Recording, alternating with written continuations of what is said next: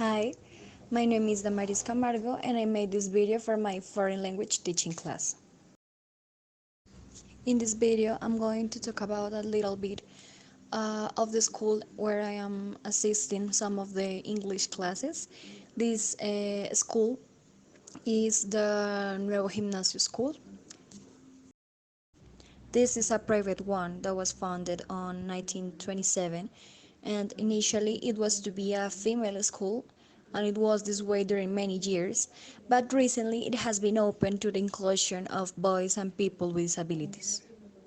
So, since 2010, the school began to admit boys within the institution, but they are only in the lowest grades due to the fact that the of a female school remains.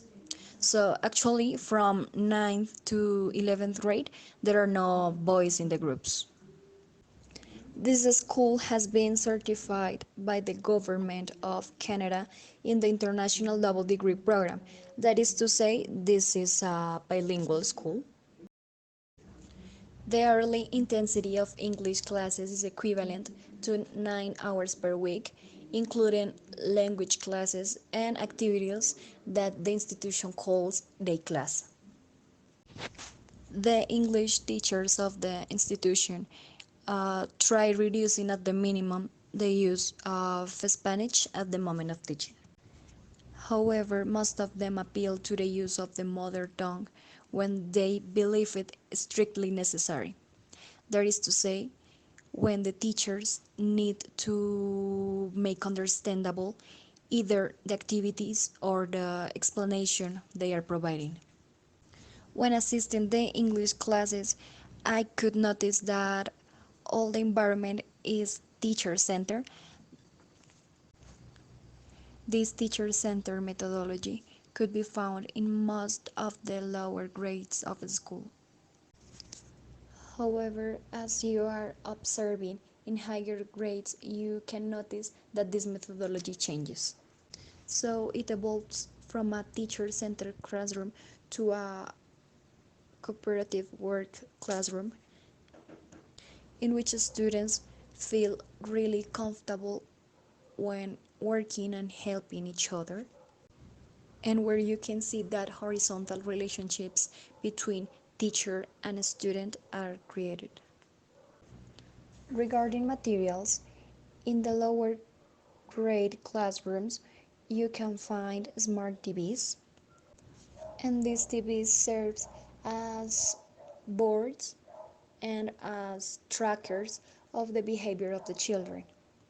So there is to say, in these smart TVs, the teachers can track the positive and negative points in order to control the behavior and the discipline of the children while the classroom is given. In addition to this, all children are assigned books, study books, and so on to work on the different topics of the different classes. Generally, these books correspond to the teaching material developed by Cambridge. Now, it is important to talk about the mission of the Nuevo Gimnasio School. Their mission is to educate people on the following characteristics. First, they would like to educate people on creativity by proposing and applying innovative strategies to achieve excellence in academic and coexistent processes.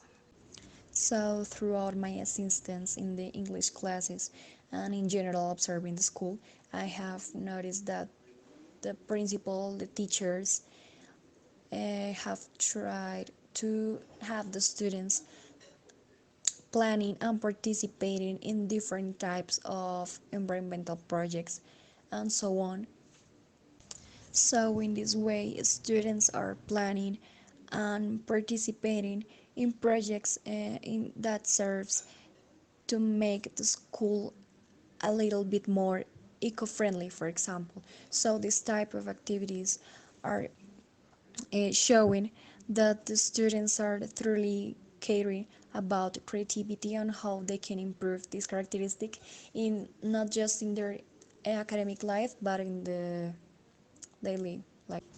A second an important aspect is disposition to teamwork.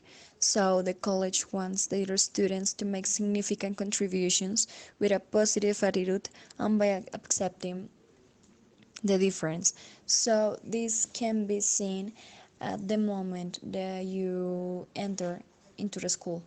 So once you are in there as assistant or as a teacher, you have to meet all the children that are part of the pedagogical support group.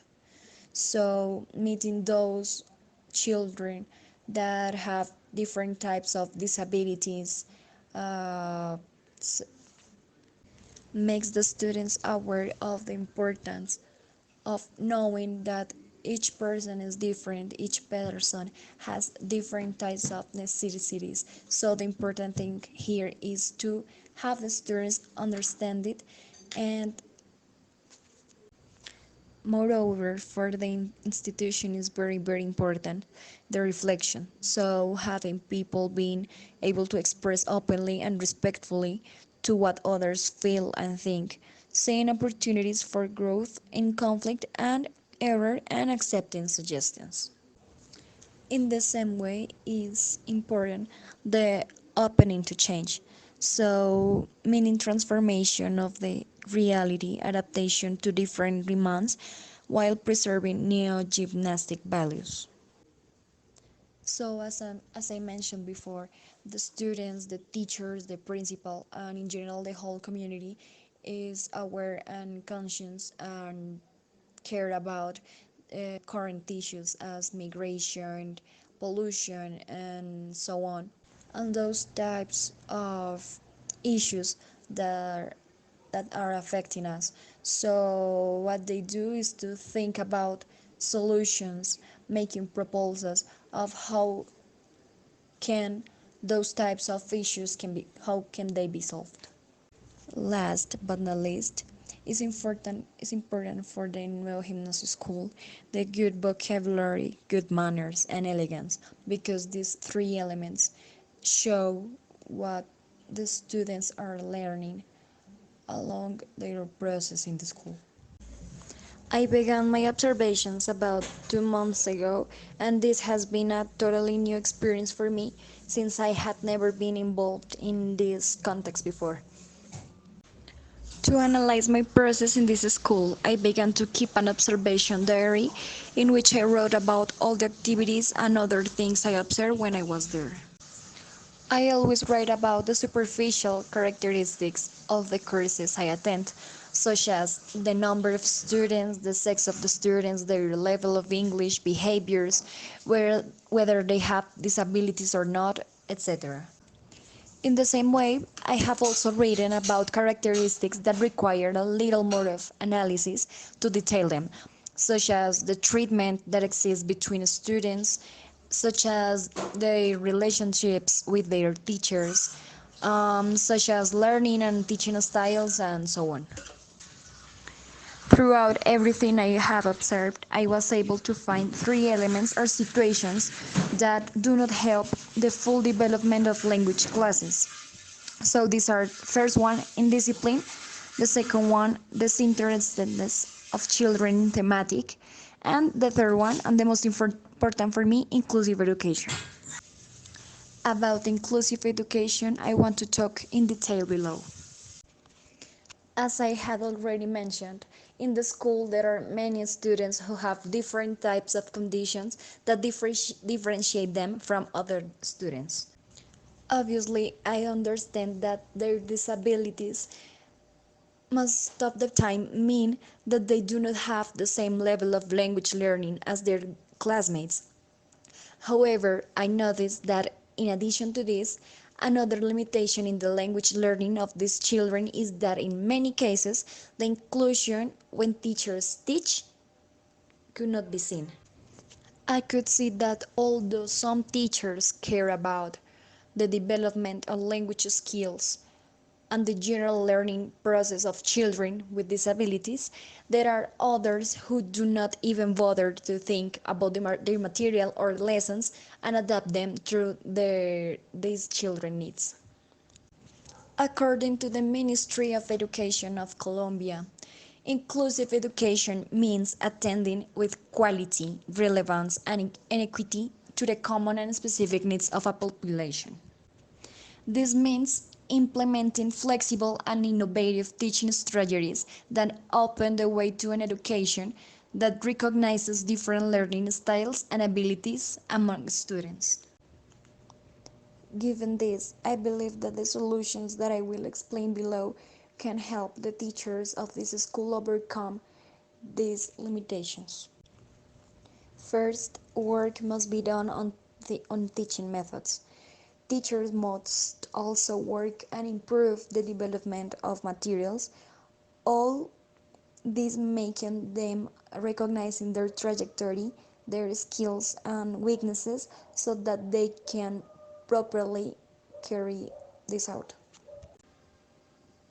The first solution I propose is that the teachers think of curricular strategies that allow them to generate tasks or activities in which all students have the possibility of participation while they are promoting the cooperative learning. So, an example of this would be to implement even more a cooperative learning environment, which facilitates learning not only in purely or basically academic areas, but also implies that the student is trained in collaboration with their peers or their classmates in the execution of any project and in the taking of responsibility before colleagues and supervisors. On the other hand, in order for an educational material to be effective for the students, it is not necessary that it be an extremely sophisticated material, but what is necessary is to assess and prioritize other more important aspects, such as what objectives are seeking to develop in the students, what content teachers intend to work, what characteristics the students have, in what context the teaching activity will be developed, and what didactic methodology teachers want to use, and so on. This is why I believe that teachers should begin to apply a differentiated teaching where they present the information differently to the diversity of existing students in the classroom, where the needs of each student, learning styles, and their interests combine to create a sort of personal curriculum. This would be all. I hope you liked the video and thanks for watching it.